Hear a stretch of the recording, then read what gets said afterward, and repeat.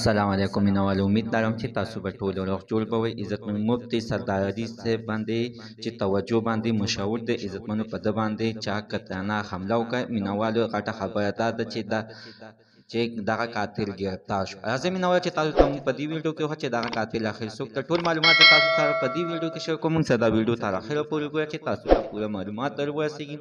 د دې معلومات نه مخکې تاسو ته دا یادګینه وکړم، تاسو که چېرې زموږ په دې سوپر کلیک چینل کې نوي وئ، چینل هم نه وي سبسکرایب کړی، مهرباني وکړئ تاسو زموږ د سوپر کلیک چینل د سره سبسکرایب کړئ.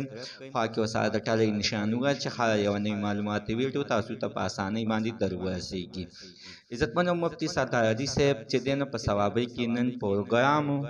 دغه پروګرام دوران کې عزتمنو دغه یو ورکوټی ماشوم هغه چې عزتمنو 14 کاله عمر دی، د عزتمنو تمانچه اخیستې ده او ډزې یې کړي دي.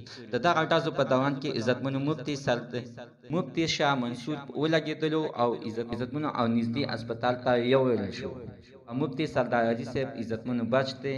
د هغوی کسانو عزتمنو دغه قاتل گرفتار کو او نیولی دی او د پوښتنه ترې نه کوي چې یعنې تا له اخر چا پیسې درکړي چې په ده باندې حمله وکړه. خو مینوال هغه دا وویلی چې دا یعنې اصلي مسلمان نه دی، دا یو د امریکې ایجنټ دی. نو مینوالو د هغې د مفتي سردار حدیث صاحب کسان ورته وویل چې موږ ته دغه کس وښیه چې تا له اخر پیسې چا درکړي او چا رالیږلی.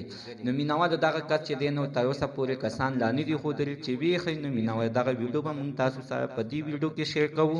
او الله په خیر کو مفتي سردار علي صاحب هم بچ شو او شاه منصور صاحب هم په لغونتې زخمي دی او هسپتال ته یوړل شو. نوالو دا کس ته پرې نه ښودل شي، دته د ټولو نه سخته سزا ورکړل شي، ځکه عزتمنو چې پته نه دی چې دا په کم نیت باندې راغلو چې په ده باندې ګزار کړو. زموږ د عزتمن تر نن ورځې معلومات د دې ځای پورې د نوي معلومات لپاره د سره زموږ د سوپر کلیک چینل د سره سبسکرایب کړئ، خوا کې ورسره د ټلۍ نشان ووهئ چې هره یوه نوې معلوماتي ویډیو تاسو ته په اسانۍ باندې در ورسېږي.